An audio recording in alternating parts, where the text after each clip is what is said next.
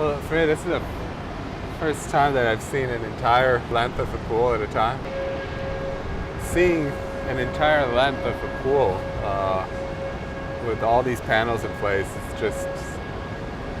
it's kind of, it's a remarkable moment. And what I wanted to do is find a way to engage the family members in this process of placing the name of their loved one on the memorial. And so we asked them, are there names of other people who died that day that you would like to see next to the name of your loved one? And we called this meaningful adjacency, that there's a reason why one name is adjacent to another. And I tried to convince people back in 2004 when the design was selected to do that. It was unsuccessful at the time, but in 2006 this issue was revisited, and we went from what was a completely random array of names to something that looks very much like it, but in fact is anything but random. It reflects the lives that these people had. I mean, these might be people that they went to school with, or commuted with, or worked with, or friends and relatives.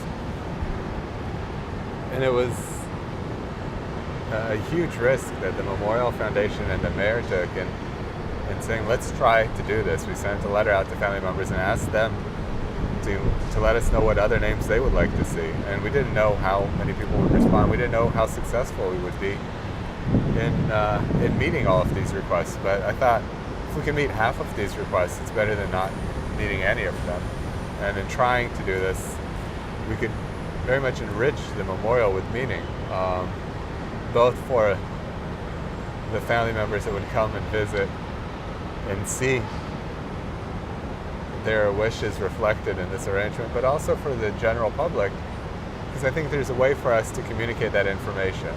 So that if you're standing at panel North 29, as we are standing, you should be able to find out more about panel 29, to learn about the relationships that are displayed here. Whether it's through reading something, whether it's through listening to an oral history that's being recounted by a relative, by a friend, talking about the person that they lost. And every time you come to visit the memorial, you might go to a different panel and spend, some more time on that one panel to hear one particular story. And I think, it's so hard to relate to the death of close to 3,000 people all at once. But when you hear a specific story about somebody losing a brother, somebody losing a daughter, a parent, we can relate to that. And I think that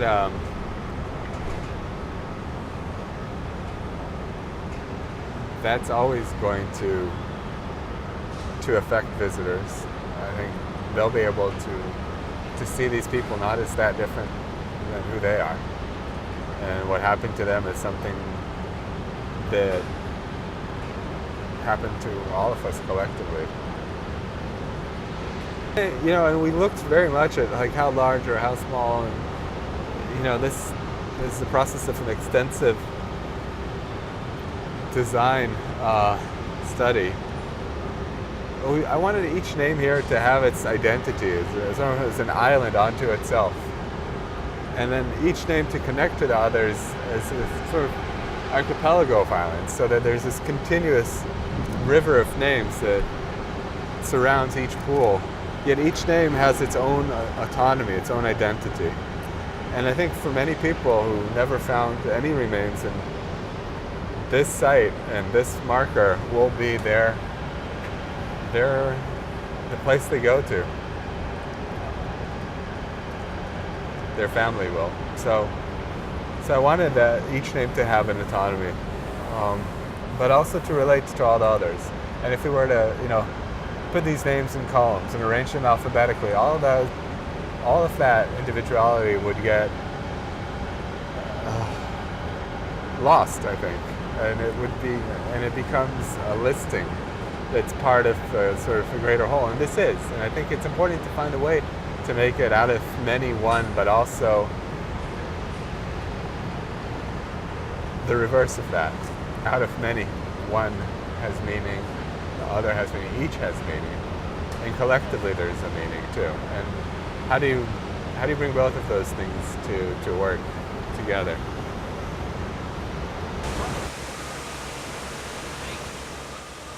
I remember I was here a few months ago, the first time they turned the waterfalls on, and you could just hear this beautiful soundtrack that is not very loud. It's soft enough that that it's present, but not overwhelming of the conversation by any means. And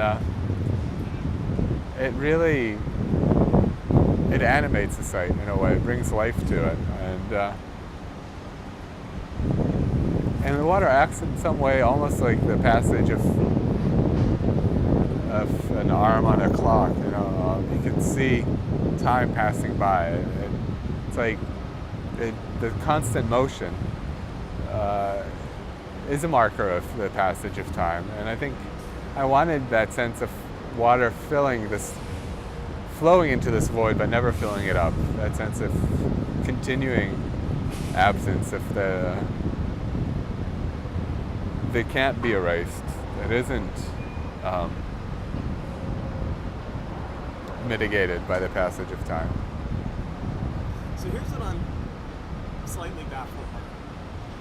Based on all the journey that you've been through to stand here, and all that we've all been through together, and all of the battles and frustration and disappointments and changes, like, you seem to have made this fascinating emotional pivot to really being very positive after having expended a lot of emotional energy to get here.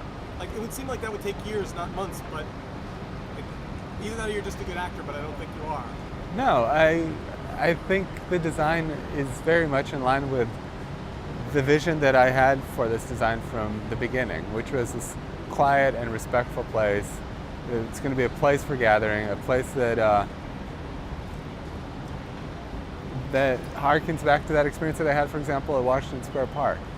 And I see that here. I don't see, yes, it's been an incredibly difficult journey, but the reason why I undertook this journey is so that we realize this place, and it's coming together.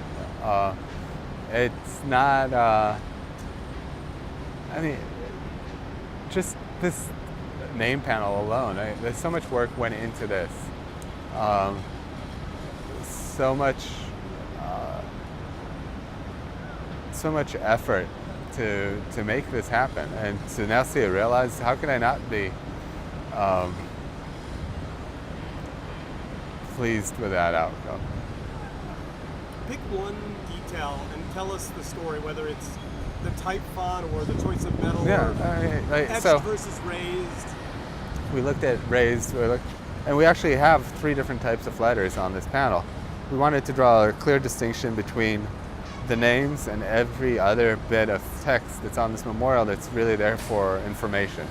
So, for example, every panel has an incised panel numerator on it, so that when you're looking for a particular name, you can go to that panel and find that one name among 20 names and not one name among 3,000. The names are arranged in 9 broad categories, and so here we are. This is World Trade Center 1, North Tower. So at the beginning of this section, there will be a descriptive element of text with raised letters that says World Trade Center, and then you know that these names belong to people who were the World Trade Center. We wanted the letters to really form, they're formed during the day by shadows, really. I mean, you see, it's the removal of material, the absence of material that forms these letters. The font itself, and at night, there's a light fixture that's within this panel and a white reflector that runs underneath the names. And when you'll come here at night, you'll see sort of the opposite of what you're seeing now. Instead of shadows, you'll see light, and you'll just see the letters forming these names. The font itself was a font that I picked because I thought it balanced.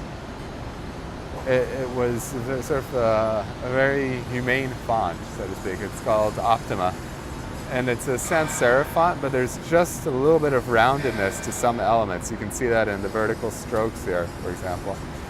that gives it a little bit of softness. So, but of course, it's not a font that's meant to be a stencil font. How do you? And these letters are, some of them are actually stenciled, right? What's holding that triangular counter up? What's holding this circular counter up? They're actually pinned from the back. So we had to come up with a way of supporting these counters that was in line with the aesthetic language of the font. So you'll see there's a counter support here that runs parallel to the vertical stroke of that D, that is centered on the O, that is parallel with that diagonal stroke of the A. All these decisions took a lot of work. Same when we did the raised prismatic letters. Again, this is a two-dimensional font. How do you make a three-dimensional entity out of it? So we really sculpted them on the computer, studied them, and had to modify some letters. So for example, that letter K, do you see how that arrowhead just touches that vertical stroke? When you make a raised prismatic letter out of that K, those two elements separated. And we had to kind of bring them back together. The same with some numbers, is the way the number 6 or the number 9, kind of that font meets back up and kind of loops onto itself. It looks beautiful when it's two-dimensional, but we had to modify it when we made it something that's three-dimensional.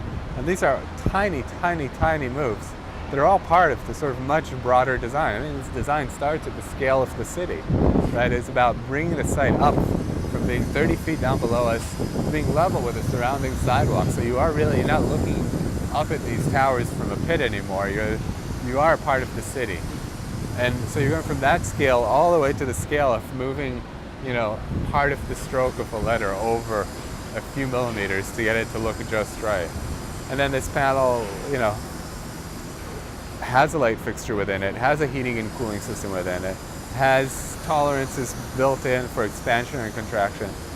It's an incredibly complex little piece of machinery almost, yet at the same time it's so evocative as a permanent marker. And how do you make both of those things work? And it took a lot of work,